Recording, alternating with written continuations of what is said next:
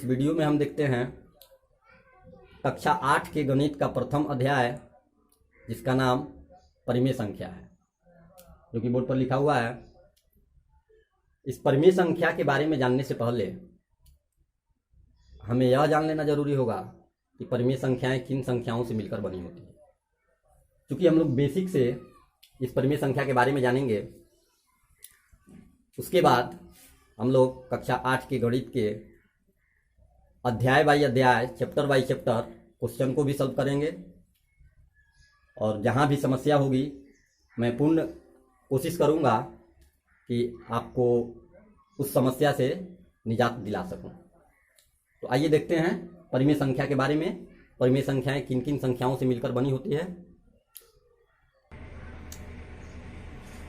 परिमेय संख्याएं के परिवार में प्राकृतिक संख्या, पूर्ण संख्या और पूर्णांक संख्या आता है। तो हम जानते हैं प्राकृतिक संख्या की परिभाषा और उससे संबंधित कुछ मूल बातें।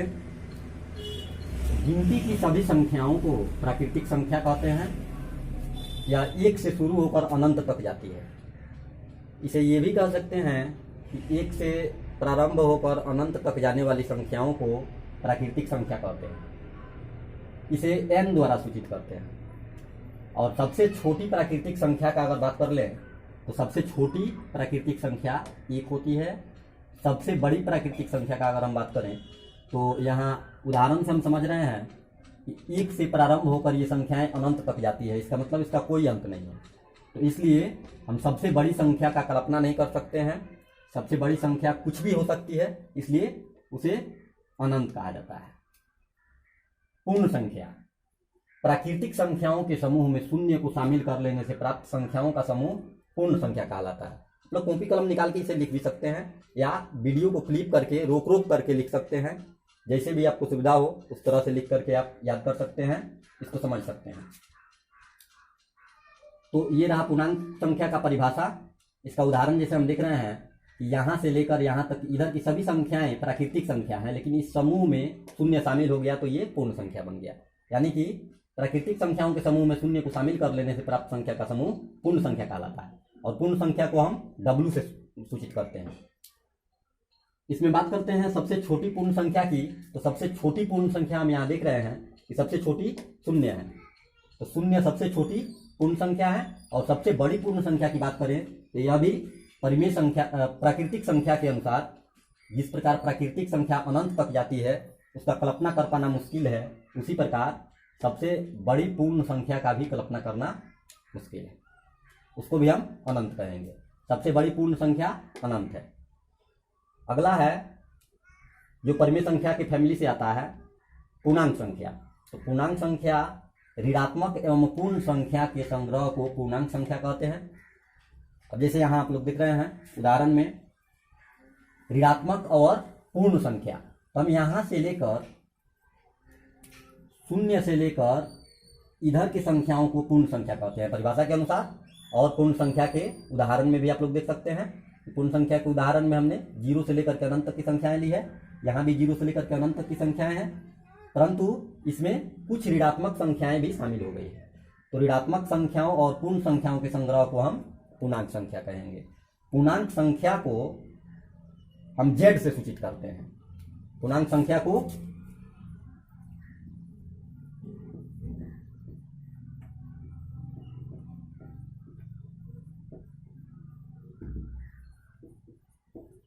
Z से सूचित करते हैं।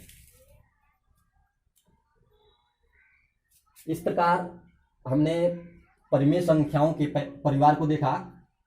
अब देखेंगे इसके आगे परिमेय संख्या में हमें क्या जानना होगा।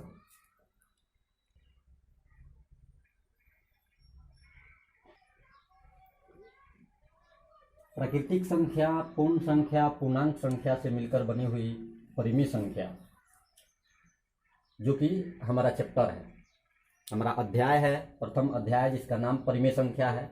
अब हम उसके बारे में जानेंगे। हमने तो इसके पहले जाना प्राकृतिक संख्या, पूर्ण संख्या और पूर्णांक संख्या, और ये तीनों संख्याओं से मिलकर बनती है परिमेय संख्या। परिमेय संख्या का परिभाषा देखते हैं। वैसी संख्या जिसे P/Q के रूप में व्यक्त किया जा सके, जहाँ P और Q दोनों ही पूर्णांक है तथा Q 0 के बराबर नहीं है, वैसी संख्याओं को हम परिमेय संख्या कहेंगे। तो यहाँ पे हम उदाहरण देख रहे हैं, ये सभी संख्याएं परिमेय संख्याएं हैं। और हमने पहले भी बता चुका है कि प्राकृतिक संख्या, पूर्ण संख्या और पूर्णांक संख्या, ये तीनों को मिलाकर के परिमेय संख्या बनती है। हम यहाँ पे देख रहे हैं, यहाँ से यहाँ तक की संख्याएं प्राकृतिक संख्या है, इसको शामिल कर लें, अगर शून्य को शामिल कर लें तो ये पूर्ण संख्या हो जाती है, और शून्य से इधर ऋणात्मक संख्याओं को भी शामिल कर लें तो ये पूर्णांक संख्या हो जाती है, और यहाँ तक शामिल कर लें तो ये परिमेय संख्या हो जाती है। ये तीनों संख्याएं परिमेय संख्या है। अब हमारे मन में एक सवाल उठ रहा होगा कि ये जो 4, 3, 0, -1, -2 है, ये परिमेय संख्याएं कैसे हैं? ये P/Q के रूप में तो है नहीं। तो आइए देखते हैं ये कैसे परिमेय संख्याएं हैं। जब किसी संख्या के अंश दिया रहता है और हर नहीं रहता है, उसमें हर के रूप में 1 ले लिया जाता है, वह छिपा रहता है। किसी भी संख्या के अगर हर नहीं दिया हो तो उसका हर 1 माना जाता है और 1 होता है। तो इस प्रकार हम 4 के लिए लिख सकते हैं 4/1।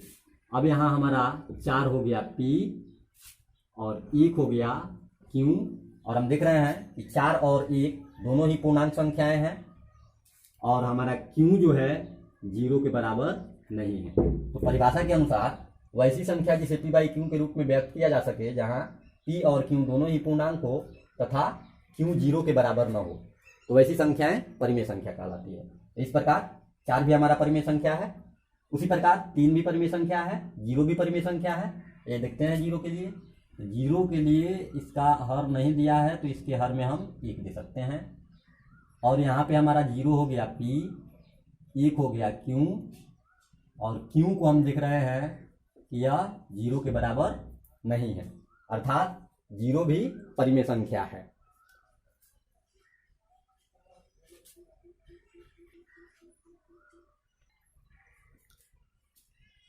इन सारी संख्याओं के बारे में हम लोगों ने तो पिछली कक्षाओं में भी पढ़ लिया होगा, लेकिन मैं ये नहीं चाहता कि केवल किताबी क्वेश्चनों को ही देख लें और बेसिक ज्ञान को छोड़ दें। इसलिए मैंने सोचा कि फिर से इन संख्याओं को देख लिया जाए और फिर आगे बढ़ा जाए तो और बेहतर होगा। मैं आशा करता हूं कि आप सबको भली भांति समझ में आया होगा। धन्यवाद।